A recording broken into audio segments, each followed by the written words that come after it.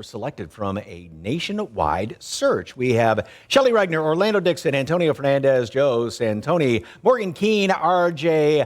Wessner, got it right, and Sojourner Brown. Good afternoon, everybody. Hey! Thank you so much for being here. So how difficult was that competition to earn this spot? It was kind of like the Titan games where we were all just like fighting. No. They're the only ones that survived. It was about a month-long process, honestly. We started all submitting video submissions nationwide of a specific age range from 18 to 30 years old. And they narrowed down the search of over 1,500 submissions. And we, to the callbacks in New York and Los Angeles, and it got narrowed down to the final 7, and here we are today, and we are on the road. And like they say, the rest is history. Now, Shelley, you got your start in the movie Pitch Perfect. I did. So yes. what was that like? And then how'd you get selected for that role? Well, that was actually an open call in my hometown of Baton Rouge, Louisiana, and where the films were actually being filmed during that time. And it was actually my first a cappella job ever, and so it definitely prepared me for this job. But this job in DCappella I would say, is a lot more challenging than being on film singing a cappella songs. This is the live, real deal experience, and we were excited to share it with everyone.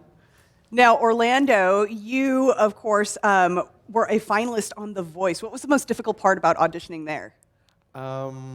Probably you get in your head a lot, and there's this element of competition, and you're looking at everyone else, and you're trying to also figure out. For myself, I was trying to figure out what is it that I bring to the table, and so there was battling that self-doubt, and at the same time trying to build yourself up. Mm-hmm. So I think that finding that balance was probably the most difficult part for me. Okay, so Antonio, you're on stage there singing a cappella. You mess up. You don't have the band to, the music to back you up. What happens? How do you recover? We figure it out.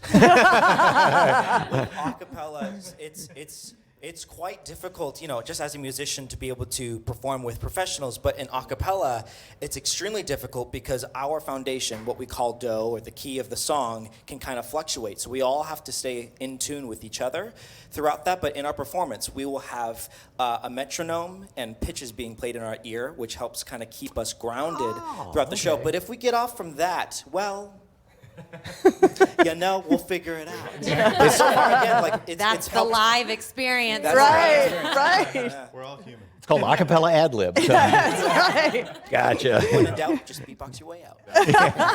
Exactly. When in doubt, beatbox. Now, Joe, you've been doing this for about 13 years. What keeps you performing a cappella?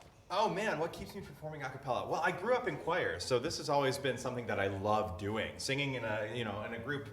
It's just been wonderful, and finding the unique harmonies that we can find within a group of 7 different voices has been amazing, because we all come from very different backgrounds. So it's really exciting because we have the pop world, we have the theatrical world, and we have a voiceover artist right here, and we have a beatboxer who's amazing and theatrical, and it's really exciting. So I feel like that keeps me involved.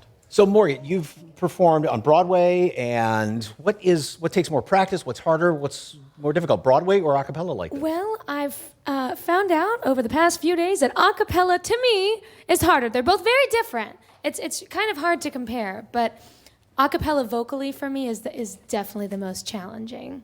Definitely. Now, RJ, you performed with Jim Carrey on Saturday Night Live. How nervous were you, and was he impressed by your skills?